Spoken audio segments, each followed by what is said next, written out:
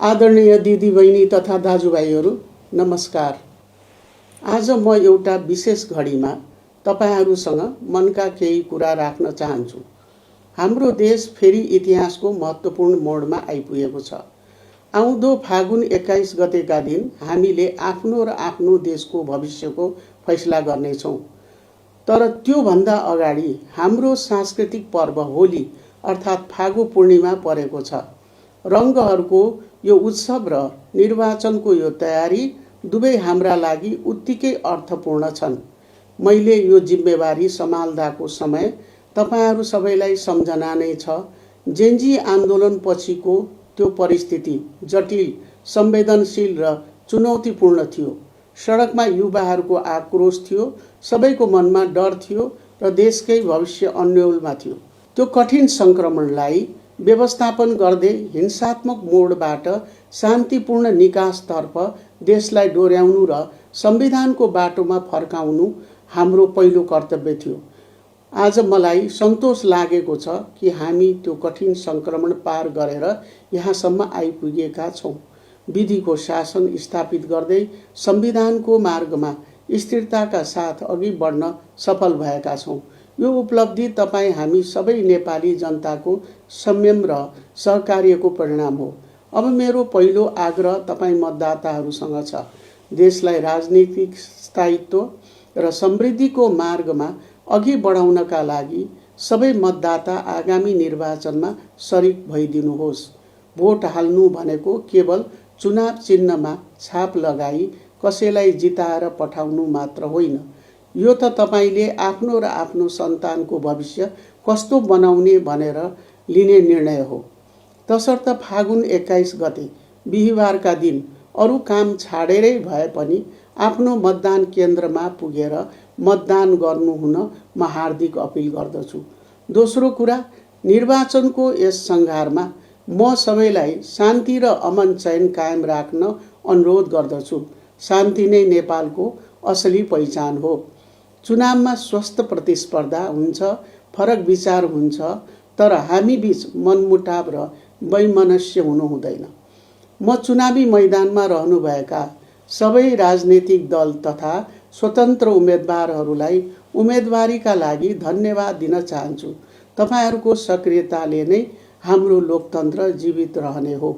साथै मौन अवधिमा पूर्ण अनुशासन पालना गर्न र त्यस अघिको बाँकी समयमा संयमित ढङ्गले एक अर्कालाई सम्मान गर्दै निर्वाचन प्रचार प्रसार गर्न म सबै राजनीतिक दल, उम्मेदवार तथा समर्थकहरूलाई आग्रह गर्दछु। यस महान कार्यमा खटिनुभएका निर्वाचन आयोग, सुरक्षा निकायका साथीहरू र सम्पूर्ण राष्ट्र सेवक कर्मचारीलाई म विशेष धन्यवाद दिन चाहन्छु। तपाईहरूको निष्पक्षता र मेहनतले नै यो निर्वाचनलाई स्वच्छ, स्वतन्त्र र भयरहित बनाउनेछ। निर्वाचन आयोगले छोटो र कठिन समयमा कार्यतालिका बमोजिम सबै तयारी पूरा गरेको छ। निर्वाचन निष्पक्ष, स्वच्छ र भयरहित रूपमा सम्पन्न गर्न नेपाल सरकार र आयोग पूर्ण प्रतिबद्ध छन्।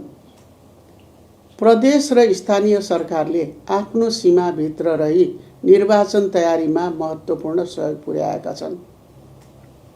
नेपाल सरकारका 4वटै सुरक्षा संयन्त्रले निर्वाचन सुरक्षामा कुनै कमी हुन नदिन आफ्ना सबै स्रोत साधन परिचालन गरेका छन्। सम्माननीय राष्ट्रपतिज्यूले गर्नुभएको अभिभावकीय सहयोगप्रति व्यक्तिगत रूपमा म र वर्तमान सरकार हार्दिक कृतज्ञता ज्ञापन गर्दछौँ।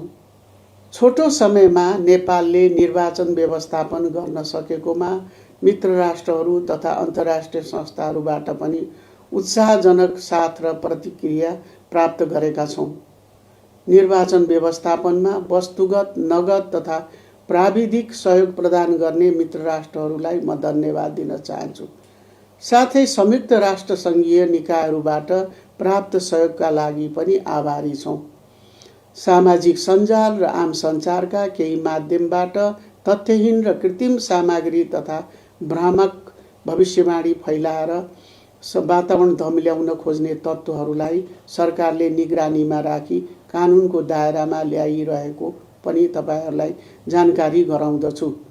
साथै त्यस्ता भ्रममा नपर्न, त्यस्ता तत्त्वको पछि नलाग्न र मुलुक सामु आएको ऐतिहासिक दायित्व जिम्मेवारीपूर्वक निर्वाह गर्न म सबै देशवासीहरूलाई विनम्र आग्रह गर्दछु। आज सम्पूर्ण देशवासीलाई अर्को के कुरामा आश्वस्त पार्न चाहन्छु भने मुलुकमा कुनै पनि प्रकारको दण्डहीनतालाई प्रशय दिने काम यो सरकारबाट हुँदैन। कानुन बमोजिम गर्नुपर्ने जुनसुकै तहको कारबाहीमा सरकार पछि हट्ने छैन। तेस्रो, हाम्रो उत्सवको कुरा। निर्वाचनकै मुखमा हामी होली अर्थात् फागु पूर्णिमा मनाउँदैछौँ। यस पावन अवसरमा म देश तथा विदेशमा रहनुभएका सबै नेपालीलाई हार्दिक शुभकामना दिन चाहन्छु। यो रङहरूको पर्वले एकता, सद्भाव र उत्साहको सन्देश दिन्छ। हाम्रो समाजमा रहेको विविधतालाई मजबुत बनाउँछ। निर्वाचनको रङ र होलीको रङ मिलेर देशमा नयाँ उत्साह छाओस्। तर म आग्रह गर्छु, होली मनाउँदा संयम अपनाऊ, कसैको इच्छा विपरीत रङ नलगाइदिउँ। चौथो, एक गम्भीर विषय। आज संसारको अर्को कुनामा मध्यपूर्वी क्षेत्रमा युद्धको सङ्कट गहिरिएको छ। इरान वरपरको तनावले हामीलाई चिन्तित बनाएको छ। विकसित घटनाक्रमलाई नेपाल सरकारले सूक्ष्म रूपमा निहालिरहेको छ। त्यहाँ रहनुभएका हाम्रा नेपाली दाजुभाइ दिदीबहिनी र युवाहरूको सुरक्षा हाम्रो ठुलो चासोको विषय हो। त्यस क्षेत्रमा रहेका सबै नेपाली नियोगहरूलाई सुरक्षा सहजीकरणमा कुनै कमी हुन नदिन सक्रिय बनाइएको छ र परराष्ट्र मन्त्रालयले सघन अनुगमन गरिरहेको छ। हामी हरदम तपाईहरूको साथमा छौँ। नेपाली जहाँ रहे पनि प्रत्येक नागरिकको व्यक्तिगत सुरक्षा र हितको रक्षामा यो सरकार कटिबद्ध छ। अन्त्यमा, इतिहासकै यो कठिन मोडमा प्रधानमन्त्रीको जिम्मेवारी सम्हालेर देशलाई नेतृत्व दिनुलाई मैले आफ्नो मातृभूमिप्रतिको जिम्मेवारीका रूपमा लिएकी छु। मैले सधैँ न्याय र निष्ठाको पक्षमा उभिएर काम गर्ने प्रयास गरेँ। अब केही दिनमा यो देशको बागडोर तपाईहरूले चुन्ने प्रतिनिधिहरूको हातमा पुग्नेछ। आउनुहोस्, होलीको खुसी साटौँ। फागुन 21 गतेको निर्वाचनलाई शान्तिपूर्ण, स्वच्छ र ऐतिहासिक बनाऊ। धन्यवाद।